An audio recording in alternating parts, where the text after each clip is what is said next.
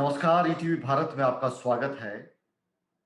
और आज पूरा देश एक बार फिर याद कर रहा है निर्भया को, क्योंकि निर्भया का मामला अब एक नज़ीर की शक्ल में सामने आया है। सज़ा 2020 के अंदर, मार्च 2020 में जो अपराधी थे उनको सज़ा मिल गई, लेकिन अभी भी निर्भया जैसे मामले लगातार देश के अंदर सामने आ रहे हैं। इस पूरे मसले पर बात करेंगे और निर्भया के अतीत की पूरी घटनाएं, उसके न्याय के लिए जो लड़ाई लड़ी और उसके बाद की परिस्थिति, इन तमाम हालात पर बात करने के लिए हमारे साथ में निर्भया की माता हमारे साथ में है, आशा देवी जी। बहुत बहुत स्वागत है आपका ईटीवी भारत में। आशा जी, दरअसल इस दिन को याद दिलाना एक परिवार के रूप में तो बड़ा कष्टदायी है, लेकिन फिर भी पूरे मामले ने पूरे देश के अंदर नज़ीर है वो तैयार की है। इसके अलावा लोगों को जागरूक भी किया है। तो ऐसे में आपसे मुखातिब होना इस दिन थोड़ा ज़रूरी था। तो आपके तमाम जो दुख हैं, आपके जो दर्द है दिल में, उसको हम शिद्दत से महसूस करते हैं और इसके बावजूद आपसे बात करने की कोशिश कर रहे हैं। क्या कहिएगा जब ये तारीख सामने आती है हर साल कैलेंडर पर, तो बहुत कुछ गुजरता होगा दिल।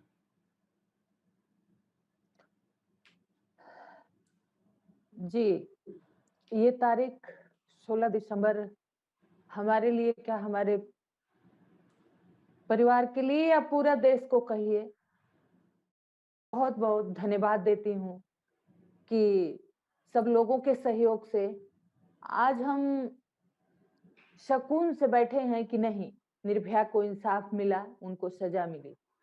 लेकिन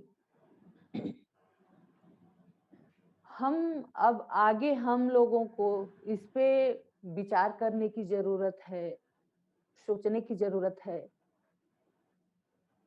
कि हम लोग आगे क्या करें? कैसे करें कि हमारे समाज में बच्चियों को न्याय मिले और रेप जैसी घटनाएँ ना हो। क्योंकि निर्भया को 8 साल लग गए उनको सजा देने में, कोर्ट को। जबकि पुलिस ने सही समय से, टाइम से काम किया। सब कुछ प्रूफ हो गया। तीनों कोर्ट ने कन्फर्म कर दिया। जैसे आप सबको पता है कि 2014 में 2013 में लोअर कोर्ट से फैसला आ गया, 2014 में हाई कोर्ट से आ गया। सुप्रीम कोर्ट में आके केस पेंडिंग रही, फिर भी 17 में सुप्रीम कोर्ट से फैसला आ गया। लेकिन सुप्रीम कोर्ट के फैसले आने के बाद कई साल लग गए, जो कि 20 में आके उनको सजा। वो भी सजा कैसे हुई सब लोगों ने देखा, पूरा देश ने देखा। तो आप चैनल के माध्यम से, हम भी समाज के माध्यम से, नागरिक होने के नाते अब हमें इस पे सोचने की जरूरत है कि आखिर ऐसी कहाँ कमियां हैं जो इतना कानून के साथ खिलवाड़ हुआ। आज भी घटनाएं हो रही है, लोगों को इंसाफ नहीं मिल रहा है। तो हमें अपने कानून के कमियों के बारे में सोचना है, इस पे काम करना है। दूसरी बात है,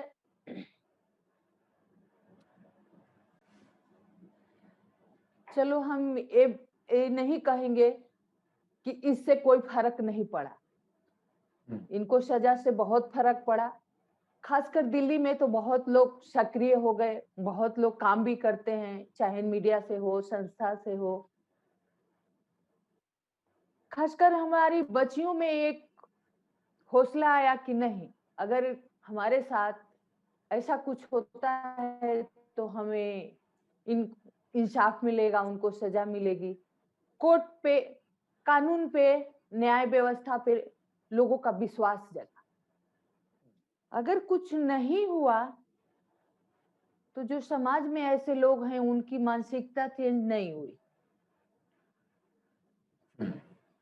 क्योंकि उनको पता है कि हमारी कानून व्यवस्था इतनी लचर है, इतने धीरे चलती है कि उनको सजा मिलने में बहुत टाइम लग जाता है। मैं दिल्ली में बहुत साल से रह रही हूँ। मैं आपको बताना चाहूँगी कि जब बेटी के साथ घटना हुई थी,